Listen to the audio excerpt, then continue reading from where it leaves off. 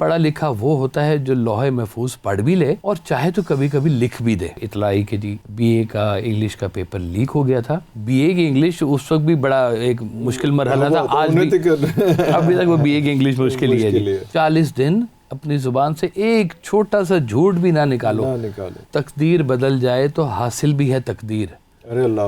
आगाज की पेशानी पे अंजाम रकम है। वाह वाह वाह वाह।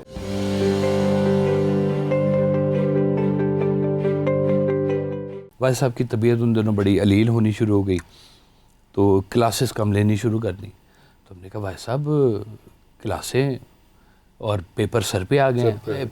बीए की इंग्लिश उस वक्त भी बड़ा एक मुश्किल मरहला था, आज भी अभी तक वो बीए की इंग्लिश मुश्किल ही है जी। तो कहते हैं हमने कहा कि भाई साहब पेपर आ चले, क्या करना है इसका। आपने कहा अच्छा ये 10 सवाल याद कर लो। उन्होंने कहा जी वैसे अगर ये 10 सवाल ना आए तो फिर उन्होंने कहा पेपर छोड़ा ना।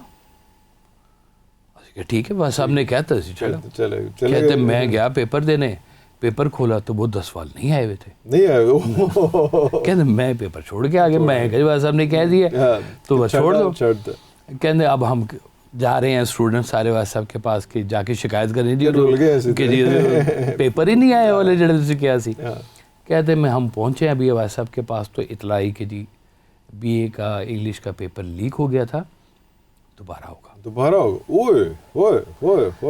कहते हैं वो 20 दिन के बाद दोबारा पेपर हुआ और रिजेक्ट वही 10 सवाल। अब ये जो यकीन और ईमान उन लोगों का बना हुआ है जब उन्होंने अभी ये इस ट्रांसफॉर्मेशन से पहले के ये पहले की बात है जी। अभी वह सब जिसको आप कह लें कि उस एक प्रोसेस में वो चल रहे थे। तो ये सच्चाई तो साथ रही आपके, हर हाल में रही है जी।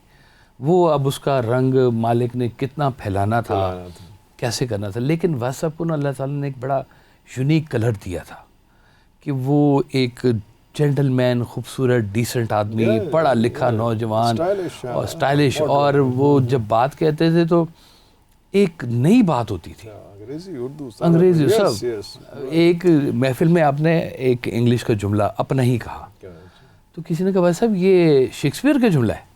तो आपने कहा अच्छा उससे कम भी क्या होगा।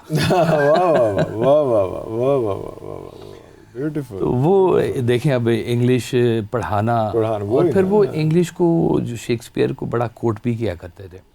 मैं समझता हूँ ये जितने भी रूहानी पक्के रूहानी लोग हैं ना, ये मैथमेटिशियन भी बहुत अच्छे होते हैं और ये जो लिटरेचर है उसके भी बड़े दाई होते हैं। उसके बगैर ये बात नहीं समझते जी। तो ये वाह साहब ने रखा। आपने एमएससी मैथमेटिक्स भी की, एमए इंग्लिश भी किया आपने, और वो एक फिर उस दौर का जो सीएसएस होता था वो भी आपने दिया। आपने मतलब कमाल थी बात सारी की। मैक्सिमम एजुकेशन उस दौर की, उस टाइम की जो थी उसमें मोस्ट कॉम्प्लिकेटेड। और फिर वो सब चीज़ों को जो अपनी सलाहियत थी ना, उन सबको अल्लाह की राह में इस्तेमाल किया। झूठ नहीं बोला। वहाँ भी वैसा आपका जब कॉलेज था ना जी, तो उसकी लीज का टाइम ख़त्म हो गया। तो जो साहब जिनके नाम पर लीज थे उनके भाई साहब ये एक छोटा सा जुमला है, ये अगर आप इसमें लिख देना तो मैं ये लीज़ आपके नाम पे ट्रांसफ़र करवा देता हूँ और ये जगह आपके पास रहेगी। तो आपने कहा कि फिर हमने वो जगह नहीं रखी। अरे अल्लाह अकबर। क्योंकि ये छोटा सा जुमला भी झूठ का बहुत भारी है, ये बहुत भारी है, ये नहीं ले, इसका हिसाब बहुत बड़ा है। ये अब ज़िंदगी में झूठ निकलना शुरू हो जाए ना आपकी ज़ात से, ओहो कमाल है। आपने कहा कि अगर मुश्किलें ज़्यादा नहीं आती, मुश्किल दुनियावी लिहाज से तो आती हैं, लेकिन इनका चूँकि कुछ दुनिया से लेना देना है नहीं, देना तो है, लेना कुछ नहीं है। लेना इनका ऊपर से ही है, वो कनेक्शन और है। उनको पता है कि यहाँ पे अगर ये गड़बड़ कर दी तो कल को हिसाब उधर कहीं ख़राब ना हो जाए हमारा पलड़ा। तो कहते हैं कि वो हमने छोटा सा भी झूठ बोलने से एतराज़ किया कि ये नहीं बोलना। आपने फरमाया कि तुम एक काम करो, 40 दिन अपनी ज़ुबान से एक लफ्ज़ भी झूठ का ना निकालो। 40 दिन अपनी ज़ुबान से एक छोटा सा झूठ भी ना निकालो। 41वें दिन तुम झूठ भी बोलोगे, सच हो जाएगा। अरे अल्लाह अकबर, अल्लाह अकबर, अल्लाह अकबर, वाह वाह। ये सच की ताकत है और ये आप जानते थे इस बात को। और वो यूनिक बात भी इसीलिए आई है। मुझे याद है इशफाक साहब ने ना एक दफ़ा पूछा, भाई साहब आपके जुमले ऐसे हैं कि जैसे कोई रियाजी के फार्मूले आ रहे होते बिल्कुल और कोई एग्जैक्टली ये कोई नई बात आई है, इतना ही कैलकुलेटेड 90 तुले 90 तुले। या तो वैसे भी ये नई बात कहाँ से आती है? हाँ आपने कहा शाह साहब एक काम करो, अपने मुंह से जो लफ्ज़ तुमने आज तक पढ़े हैं, जो लफ्ज़ तुमने सुने हैं, जो लफ्ज़ तुमने कहीं से भी अडॉप्ट किए हैं, वो ना बोलो। कम से कम चलो आप एक काम करो, आप पढ़े लिखे 20 दिन ये काम ना करो, 21वें दिन आपको नई बात मिल जाएगी। शाह साहब ने कहा वह सब है तो फिर बंदा मारी जाए तो चंगा ना, वो भी मैं गया तो ना करना कि अब हमारे पास इल्म है ही यही कि वही अल्फाज की कलेक्शन जो है वो कम से कम 20 जो दिन हमने किताबों से आपने पढ़ा है, आपने सुना है, आपने देखा है, उसी को घुमाई जा रहे हैं, वही कहानी है, वही बातें हैं। तो नई बात कहाँ से आनी है? फिर बिल्कुल सही, नई बात के लिए कोई नया नजरिया, नई चीज़ उससे लेनी है जहाँ से चीज़ आती है। अच्छा, ये मुश्किल काम नहीं है ये चीज़ लोगों को बताना आज के दौर में, क्योंकि वहाँ मैं मुझसे पूछ रहे हैं या किसी भी जो हमारे दोस्त साहब से बैठे हैं, जो दोस्त साहब सुन रहे हैं इस वक्त, वो सारे इस चीज़ पे तो सब फोकस्ड हैं कि हाँ भाई ये झूठ नहीं बोलना चाहिए, हाँ भाई आपको कोई ट्रिक्स या कोई आपको किसी को शरारत नहीं करनी चाहिए, कोई किसी को कोई मजाक या इस किस्म की हरकत, किसी को नीचा नहीं दिखाना चाहिए। ये नहीं दिखाना चाहिए तो हर किसी का है, पर कर ले रहे हैं।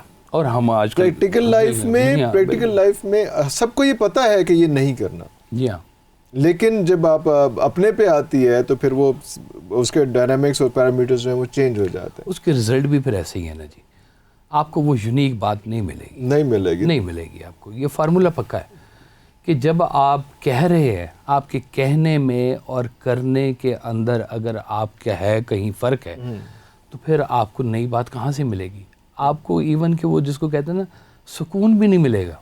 नहीं, फिर हम इल्ज़ाम लगा देते हैं ना कि जी वो असल में अल्लाह ने जो है वो लिखा ही ऐसा था और वो सारा कुछ उसमें मैं आम परसेप्शन हमारे के उसमें कि अपनी कोताहियां, अपनी कमियां, अपनी नाकामियां जो है वो सब अल्लाह पे डाल देते हैं। अल्लाह पे बड़ी आसानी से। ये भी एक अगर अब जाहिर बात है वासिफ साहब का इस इशू पे क्या पॉइंट ऑफ व्यू था। अब जाहिर बात है ये सवाल इतना कॉमन है कि हर कोई आगे पूछता होगा कि जी अगर मैंने ही अगर सब कुछ अल्लाह ने लिखा हुआ है तो फिर क्या, फिर लौह महफूज क्या है? अगर सब कुछ उसके अंदर है तो फिर क्या है? फिर क्या है? क्यों पूछा जाएगा जन्नत क्यों है, दोज़ख क्यों है, सज़ा क्या है, जज़ा क्या है? ये आज का सवाल नहीं है, बहुत लोग पूछते हैं, पुराना सवाल है। हाँ, ये बहुत लोग पूछते हैं। देखिए अल्लाह को पता होना तो एक और बात है, हाँ, कि ये करेगा।